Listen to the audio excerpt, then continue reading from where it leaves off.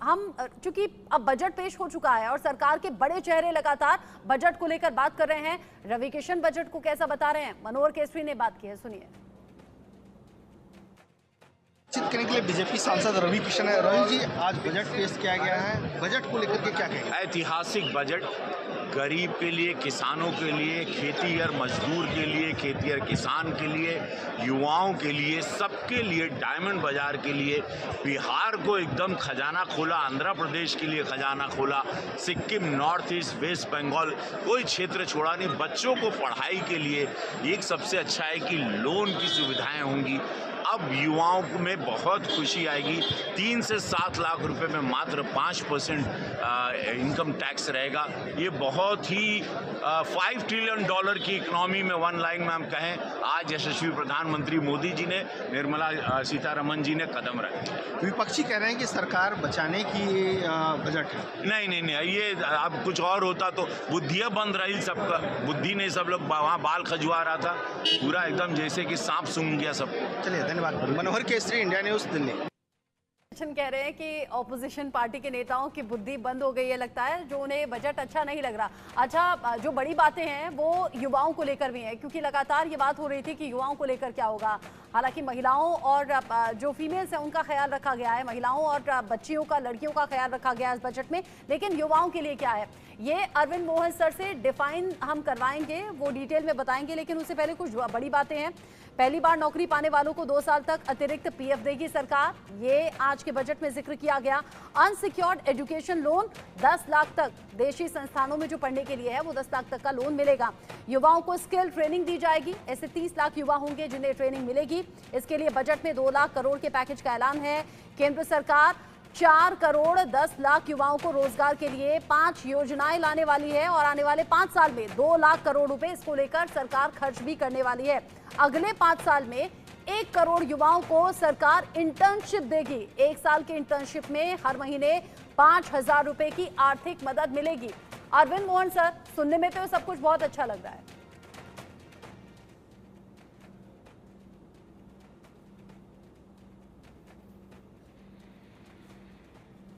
Arvind Mohan sir, आवाज आ रही है? हाँ, आ रही। अरविंद मोहन सर, युवाओं को लेकर बहुत सी बड़ी बातें इस बजट में हैं।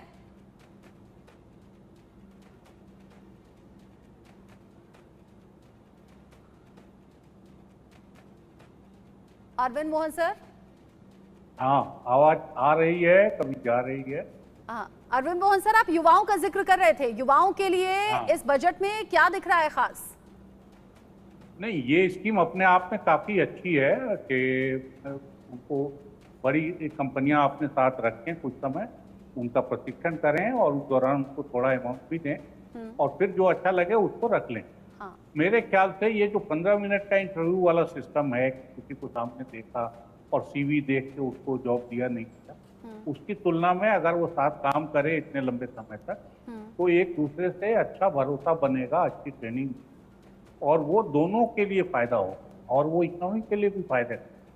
और जब मुल्क के आधे ग्रेजुएट काम के लायक नहीं गिने जा रहे, जो सर्वे आए हैं कि 53% हमारे ग्रेजुएट वो काम नहीं जानते या काम नहीं कर सकते, जो नए तरह के काम है, तो उसमें इस किस्म की योजना बहुत ही सोची समझी, मुझे लगता है अच्छी योजना है और इसको आगे बढ़ाना चाहिए। और अभी भी लेकिन इस बजट से ये क्लियर बहुत सारी चीजें उसकी हुई नहीं। हाँ। कि इनके रिक्रूटमेंट के लिए या जो कंपनियां ये करेंगी उनको CSR में छूट मिलेगी, गवर्नमेंट किसी किस्म का इंसेंटिव देगी। बच्चों के लिए तो मान लीजिए 5,000 रुपये महीना आप बोल रहे हैं कि जेब खर्च का पैसा होगा, वो उससे ज़्यादा नहीं होगा, लेकिन बाकी चीज़ों के लिए क्या कैसे होगा, कंपनियां जो करेंगी उनको क्या करना पड़ेगा, क्योंकि आर्टिफिशियल इंटेलिजेंस के आने के बाद से बड़े कॉरपोरेट हाउस में रोजगार की गुंजाइश और कम होगी और जो अभी तक हमारी इकोनॉमी बढ़ी है वो बड़े कॉरपोरेट हाउसेस को बढ़ाने वाली, तो उस हिसाब से ये एक बदलाव दिख रहा है, लेकिन बदलाव की पूरी दिशा क्लियर होनी चाहिए कि ये बदलाव हम अच्छा, अरविंद मोहन सर, चूंकि पॉलिटिकल पार्टीज पर भी आपका ख्याल रहता है, इमरान मसूद ने थोड़ी देर पहले कह दिया है कि नीतीश कुमार और चंद्रबाबू नायडू से ये डरा हुआ बजट है। ऐसा लग रहा है कि आपको ऐसा है? डरा हुआ नहीं कहना चाहिए, लेकिन वो दबाव सरकार मान रही है। और जो सरकार की फंक्शनिंग पहले थी कि किसी की परवाह नहीं कर रहे हैं कॉर्पोरेट ऑफिस का या बजट को दूसरी तरफ ले जाने का, उन सब का असर इस बार नहीं दिखाई दे रहा। इस बार पॉलिटिकल असर दिखाई दे रहा है और पॉलिटिकल जो अपने ग्रुप हैं उनका असर दिखाई दे रहा है। पिछड़े इलाकों से जो मांग काफ़ी लंबी पड़ी थी उसका असर, अब ट्रांसपोर्ट अभी देख रहे हैं कि बिहार के लिए ट्रांसपोर्ट पे काफ़ी पैसा है, लेकिन बिहार के ट्रांसपोर्ट के लिए इतनी बुरी हालत है। सब दिन इतने रेल मंत्री रहे, इतना कुछ हुआ, इसके बावजूद कि बिहार में अगर आपको भागलपुर से मोतिहारी आना हो तो 24 घंटा भी कम पड़ जाता है, जबकि पटना से दिल्ली आना हो, पटना से कलकत्ता जाना हो, पटना से मुंबई जाना हो तो आप बहुत जल्दी पहुंच सकते हैं।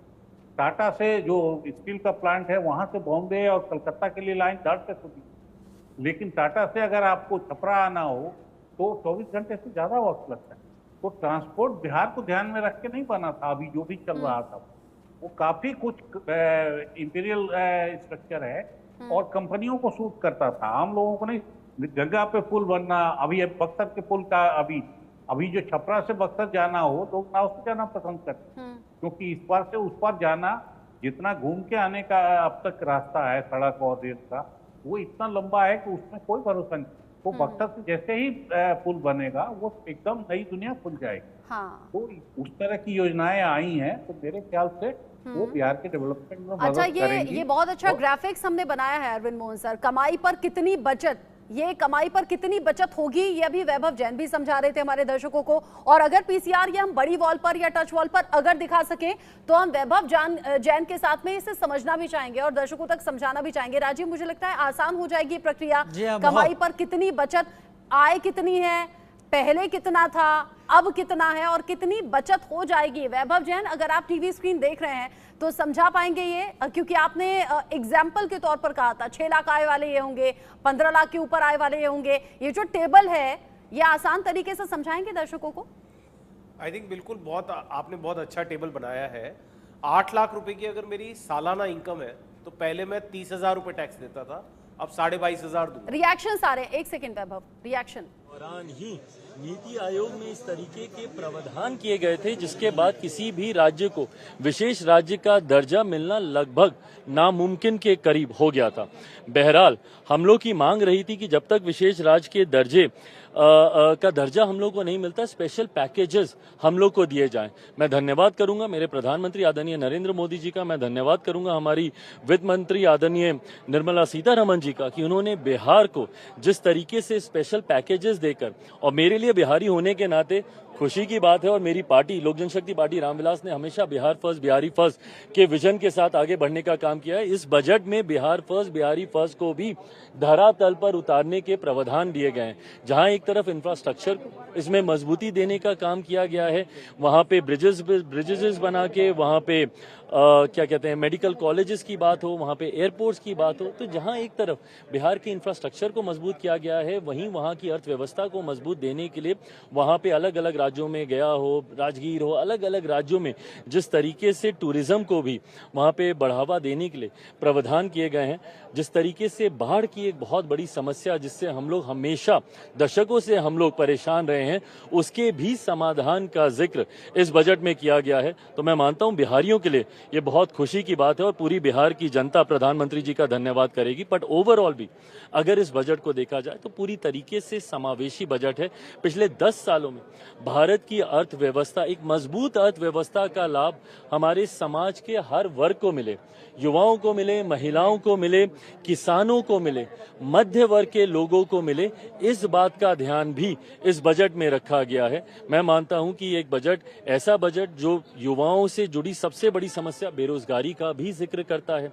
एमएसएमई सेक्टर को जिस तरीके से मजबूती देने की बात की गई है, इसमें एमएसएमई सेक्टर एक रीढ़ की हड्डी है हमारे देश की अर्थव्यवस्था को लेकर। तो मैं मानता हूं कि विकसित भारत के निर्माण में ये एक मजबूत नींव की तरह इस बजट को देखा जा सकता है। सवाल कि आप कह रहे हैं समावेशी बजट है, सारे सांसद जो निकले विपक्ष के वो तो कह रहे हैं आंध्रा बिहार का बजट है, ये सरकार बचाने वाला बजट है। इन लोगों को अगर अपने राज्य में अगर गरीब नहीं दिखते, अपने राज्य में अगर इनको किसान नहीं दिखते, अपने राज्य में इनको मध्य वर्ग के लोग नहीं दिखते, अपने राज्य में इनको महिलाएं नहीं दिखती या युवा नहीं दिखते, तो मैं इनकी सोच के ऊपर कोई टिप्पणी नहीं करूंगा। जब हर इस वर्ग का जिक्र किया गया तो इस वर्ग से आने वाले हर व्यक्ति, भले वो किसी भी राज्य में रहता हो, उसकी सुविधा का जिक्र किया गया। जब आम आदमी की आमदनी को बढ़ाने का